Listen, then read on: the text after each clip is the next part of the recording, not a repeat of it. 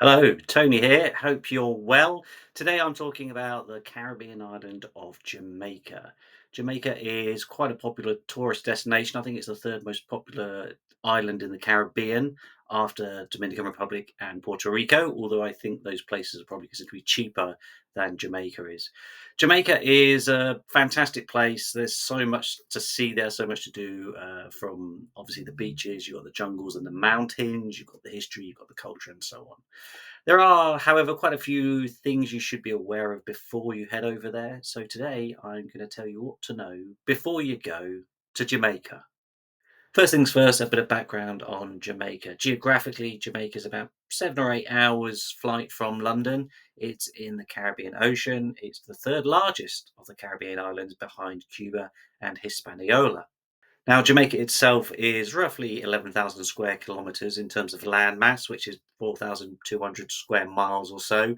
Population is about 2.8 million people. Lots of them sort of focused around Kingston or Montego Bay, the main hubs of the island. So, although Jamaica looks quite small on the map, it is actually pretty big landmass. So, you'll find this. We'll come to this a bit later in terms of getting from one place to another. It can be a little bit of a pain. The country has a very rich, vibrant, and potentially divisive history. The indigenous people were obviously there ages before the Europeans rocked up in 1494. That was Christopher Columbus. It was under Spanish rule then for 160 odd years before the British came. And from the sort of late 17th century all the way through to 1962, August 1962, it was under British rule. During those centuries, Jamaica has developed something of a unique culture. It's got a great deal of history. I can't cram it all in now, and I'm not going to because I'm not a historian. But you've got some of the bad stuff. Obviously, there was the slavery. There's been some really devastating hurricanes. There's the good stuff, the music, the food, the culture. Let's get on to some of the more practical holiday focused stuff rather than the history, though.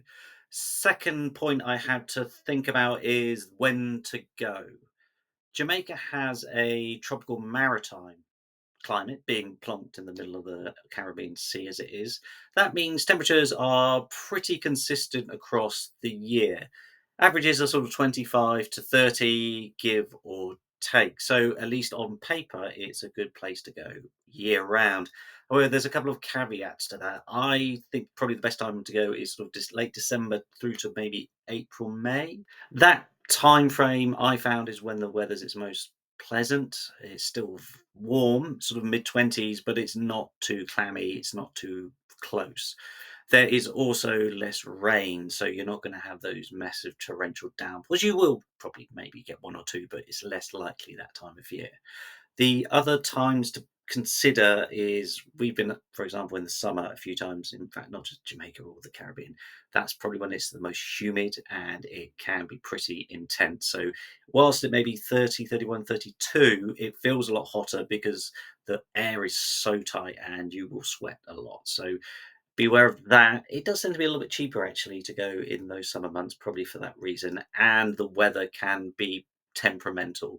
You may well get a few days where rain stops play and you're just stuck in your room all day. But, them's the risks. The other time of the year to be aware of is hurricane season, which is around October, November time. That is clearly a time you don't want to be going to Jamaica. Obviously, it doesn't happen every single year, but be aware of that if you are booking around that autumn time, that there is a potential risk of either not going or getting stuck there or being caught up in a rather unpleasant natural weather event. Okay, an absolute must before you press book is to check exactly where your hotel is on the island versus which airport you're flying into. Jamaica has two international airports. One of them is in Kingston, which is in the southeast of the country, and the other one's Montego Bay, which is the northwest of the country. Now, generally speaking, most of the tourist places, most of the resorts are on the sort of north coast and west coast. So you've got Ocho Rios kind of in the middle, then Montego Bay, and then the Grill on the far left. So if you're into Montego Bay, then you're pretty well suited. It's about an hour and a half or so to get to Ocho Rios. It's then maybe about an hour and a half, perhaps a bit less, to get to the Grill. So that's a great, fantastic location. However, If you fly into Kingston Airport, it's about 2 hours to get from Kingston to Ocho Rios, so that's just about doable. But if you booked Montego Bay, you have to drive up to Ocho Rios, then you have to drive across to Montego Bay, so that's gonna be probably at least 3.5, 4 hours depending on traffic. And if you've booked a grill and fly into Kingston, then you're gonna have a very, very, very long journey, which is probably even longer than the flight. And that's important to be aware of because when you're flying back, the flights tend to be sort of early evening, late afternoon. So sometimes, if you're quite close to an airport, you still get the whole of that day or most of that day. If you are in Negril or Montego Bay, that last day you're not going to get much time to top up the tan at the last minute. In addition to the geographical consideration of a hotel, you also have to consider what type of hotel you stay in. Jamaica, of course, is a very sophisticated market for tourism, so you have absolutely every type of hotel you want. You want the cheap and cheerful hostel type places, you've got it. You want those big family resorts, you've got it. Generally speaking, though, I have always stayed in adults, all inclusive resorts. There are two main names in this sector, which is Sandals, which everyone may or may not have heard of. You might see them on the side of black cabs in London. These are they do what they say on the tin. Don't expect anything too authentic or local or anything like that. But for an option for an all-inclusive adults only, then they're fine. The other consideration, though, on Sandals is that it's adults only, but it's not couples only. So you can get larger groups within those hotels.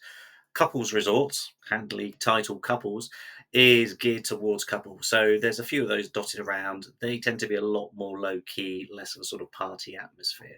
But the good thing about obviously the all inclusive aspect is it does save you money. So you may cost a bit more getting out there, but once you're on the resort, you're fine.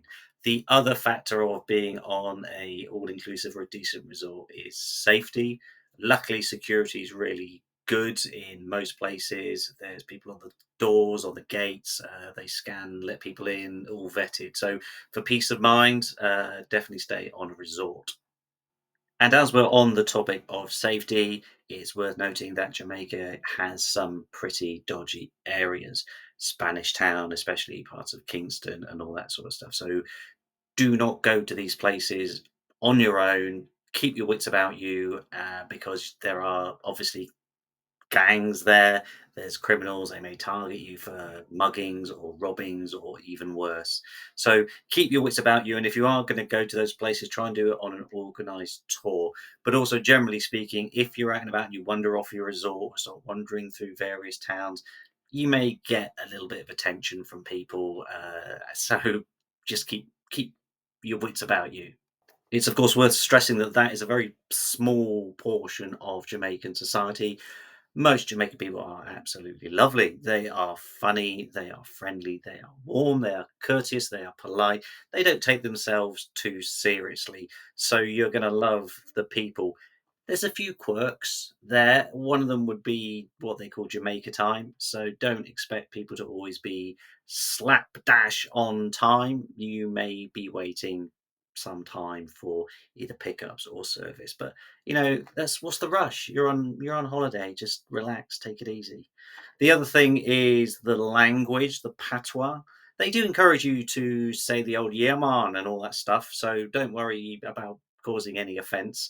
The challenge you may find though is that when they almost have two tiers of patois and language, so kind of like bog standard English, then they have like the tourism patois. But then when you have them talking to one another, it's hard to keep up. You will catch an ear for it. I think you do start to develop a bit of a rhythm, but initially you'll think they're speaking a completely foreign language. Let's talk about currency now, and the official currency of Jamaica is the Jamaican dollar. However, that is pegged to the US dollar, and in reality, most tourist places, hotels, and so on accept and charge in US dollars.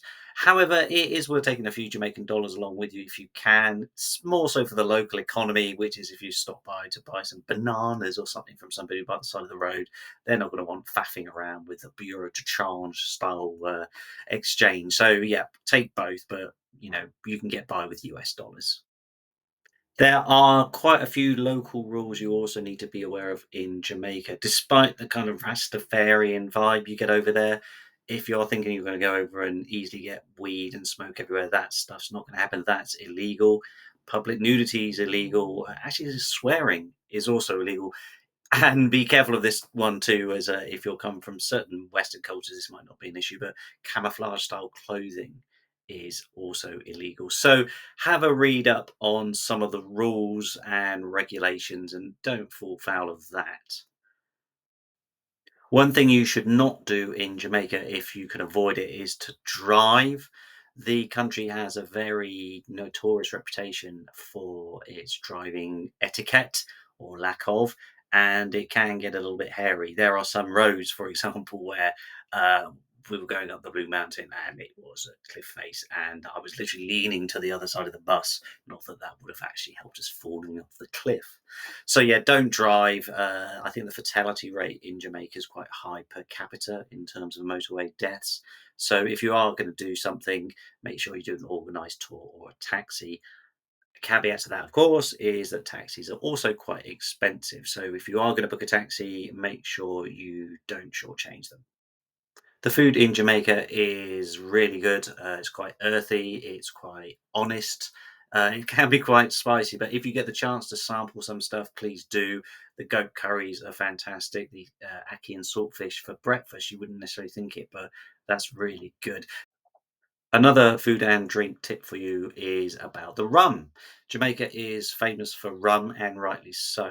However, if you are going to go on a tour or you're going to get some cocktails, make sure you check because not all rums are created equal. You're going to get the usual sort of dark golden rum, you think 40%, and that's okay. Good, but don't forget about these bad boys. These are the overproof rums. These are 63%. So if you are out on a tour and you stop off at a rum factory, be careful that they don't give you this stuff, or if they do, make sure you don't neck it because this will blow your socks off. Same when you're in the bar. If you're asking for a cocktail, keep an eye out whether they put this stuff in or the slightly weaker stuff, which is still pretty strong. Because I'm saying if you're sat at the bar and you're having these in your cocktails and there's a tendency to just keep piling them up on you, which has its positives and its negatives, then you're going to feel it the next day. So keep an eye out on the rum. Okay, so I'll wrap this up now and try and bring everything together. And my final point is don't just think Jamaica is a place to lie on a beach. I mean, it is if you want to, but if you are going there, there is a whole host of just brilliant things you can do. All from the sort of more of the cultural side of things. Obviously, you've got the Bob Marley museums. You can go down to Kingston. That's still actually really interesting in terms of colonial history, all that kind of stuff. You obviously got the music.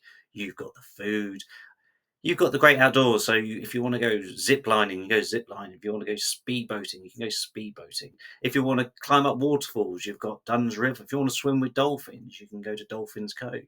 If you wanna go to the Blue Mountain, go try some of the amazing coffee, that's another thing. YS Falls, you can even stroke crocodiles. So there are scores, if not hundreds of things to do on the island. So I would say if you are going over there, try and get at least 10 days to 2 weeks if you're not planning on coming back, because there's a great array of fantastic things to do. Anyway, so hopefully that's proved relatively useful or interesting, and you'll have an idea of what you can expect when you head over to Jamaica. Thanks very much for listening or watching, and I'll see you next time.